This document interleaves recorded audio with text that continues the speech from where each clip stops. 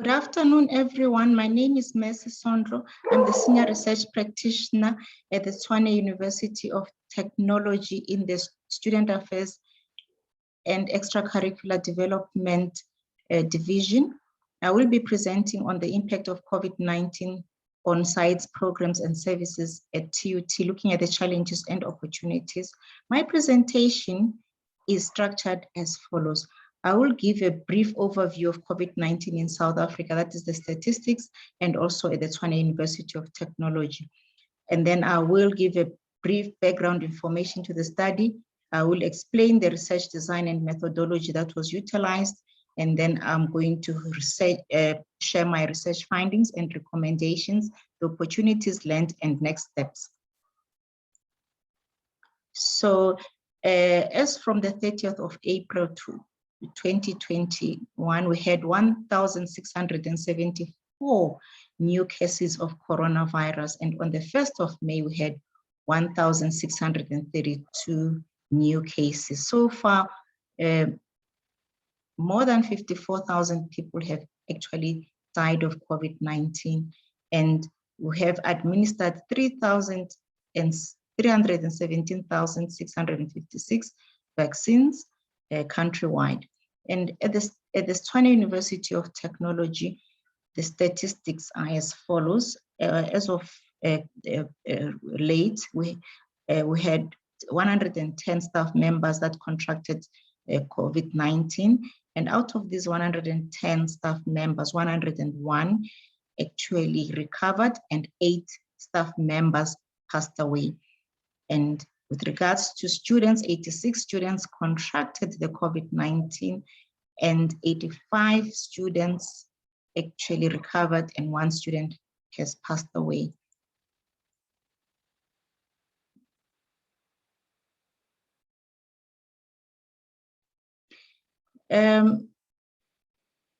The Student Affairs and Extracurricular Development Division decided to conduct a survey to determine the impact of COVID-19 on SAED's programs and also the university's operations.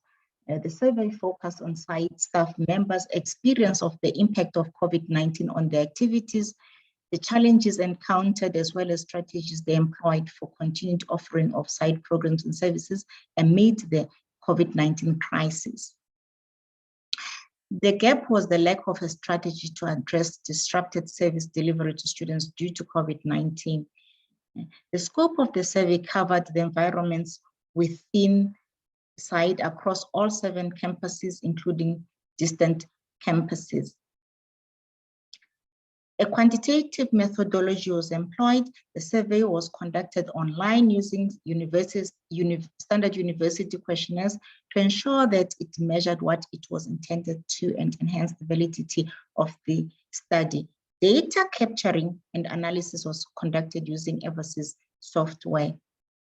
Sampling consisted of selected 150 staff members across SAED's environments to participate in the survey. And out of these 150 target population, 79 staff members completed the questionnaire, translating to a response rate of 53%.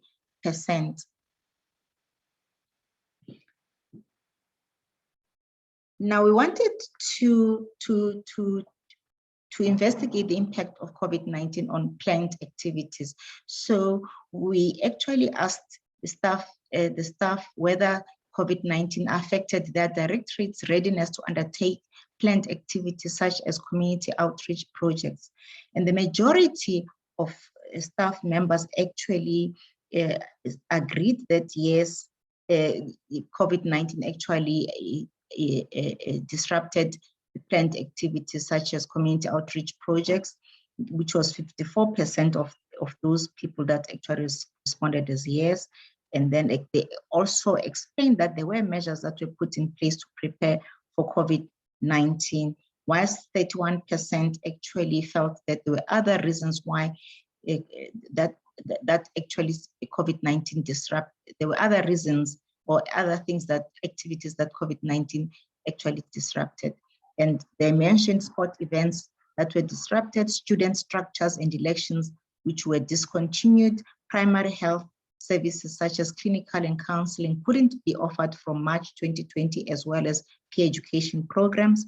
Uncertainty in terms of plans to return to university student accommodation, especially final year students. Those are some of the activities that they felt that were discontinued or disrupted by COVID-19.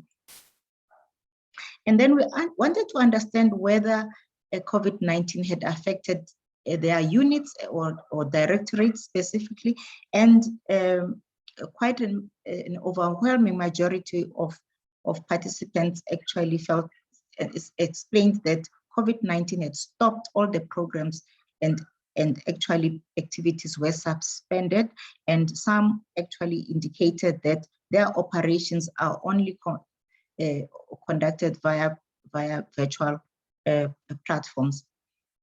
Other stated reasons were health and safety issues, difficulty in transitioning to remote learning practices, inaccessibility to technology and data, lack of interaction with students, the challenge of lack or inadequate resources. And then we also wanted to find out about the availability of resources, and the overwhelming majority indicated that no, there was no availability of resources, whilst only 41% agreed that there were, resources that were made available.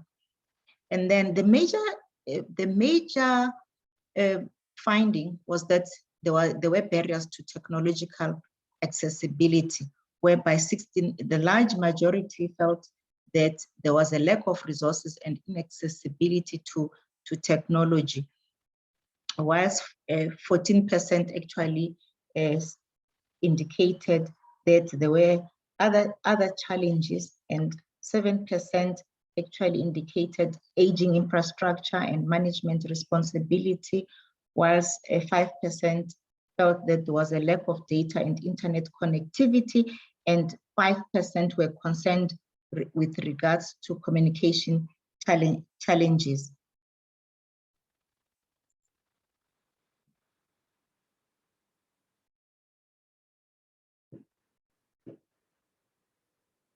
There were varied responses to the question asked that in the event that resources such as laptops, Wi-Fi, and internet connectivity are unavailable to staff, what means or mechanisms did they initiate to address this gap?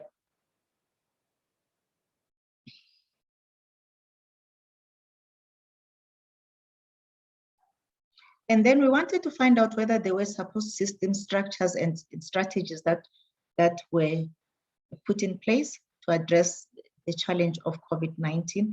The overwhelming majority agreed that there were actual support systems and structures in place. 23% indicated that there were personal protective equipment that were made available. There was extra cleaning of the environments, that is the classrooms, the residencies, and also there were guidelines that were made available, whilst 20% also indicated that there was higher health for continued services, higher health, which is actually affiliated with the Department of Health, and where we actually got a lot of support in terms of all the equipment and resources that we needed. And also they mentioned that there was training of cleaning staff and also raising awareness on social distancing. So that was also some of the techniques or some of the strategies and support systems that were made, that were available. So it was basically a multi-pronged approach that was utilized.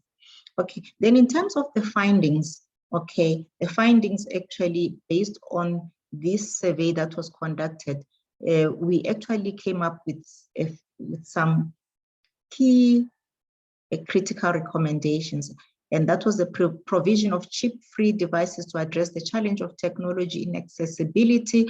The provision of clinical services should be prioritized. We also felt that there is a need to reconfigure residences in order to enforce COVID-19 protocols and regulations. The need for more research that has to be conducted and also to communicate wider and cooperate with peers, with other institutions to find innovative solutions to COVID-19. Also, we felt that there was a need for the prioritization of extracurricular development, considering the role that student affairs plays within the institution. And then another recommendation was the need to invest money and to rethink ways of ensuring the return of students, their security and safety in residencies. We also felt that there was a need to upgrade sport facilities, recreational halls, residences, outdoor adventure facilities. And also of key critical importance is this whole issue of professionalization of student affairs. So they felt there was a need that we need to develop student affairs professionals, and therefore that was really critical for us. And in terms of the opportunities, so COVID-19 actually didn't present itself as having all the negative challenges, but there were also opportunities that were identified, opportunities that were explored, such as the transformation of SAED activities. So it was basically a whole overhaul, or the digital transformation of SAED activities. Like, for instance, the Directorate of Extracurricular Development used YouTube and Facebook platforms to present programs to students at home. The Student Governance and Leadership Development Directorate had programs and services that were continued using various online platforms and applications, and they also conducted the Student Representative Council, the Student Faculty Council, and Student Parliament online. There were also programs such as food schemes for newly students that were actually conducted remotely, reaching out to 125 students through the Assist a Student program. And the PRO, the Public Relations Officer, also had his own activities that were conducted virtually, such as the book discussions and dialogues. And the TUT Sport used Facebook to post exercises online during lockdown period. So basically, what were the lessons that we learned? So during COVID-19, we really did learn a whole lot of lessons. And one of the biggest lessons that we learned was that there was a need for change strategies and mindsets in cognizance of the reality of COVID-19, the importance of innovation, rethinking future interventions, planning, and doing things differently. And most of the respondents were concerned with regards to the nature of SAED work, which involves contact sessions with students. And their concerns was that conducting programs remotely compromised quality. So therefore, they felt that there was a need for blended approaches to be promoted to ensure sustainability of provision of programs and services that is utilize virtual and physical modes, such as working remotely and office-based programs whenever it's necessary. The importance of raising awareness to students and staff about COVID-19 and its ramifications for student affairs was also flagged. It was highlighted that it was critical. And in terms of the next steps, so our division actually advocates for the provision of resources and infrastructure to address this critical challenge of a lack of accessibility to technology, and also the aging infrastructure issues. And then also we highlighted the need to raise awareness about COVID-19 throughout the institution. So those will be institution-wide raise awareness projects, and also to emphasize the role that SAED is playing within the institution. And that will be linked to the implementation of SAED's plans, action plans that are aligned to TUT strategic plans. And also in terms of our next step, we identified the need to collaborate with other institutions within South Africa and across the globe, because we feel that there is a need for us to be abreast with all the developments internationally, and also to be in keeping with international standards and best practice. Thank you.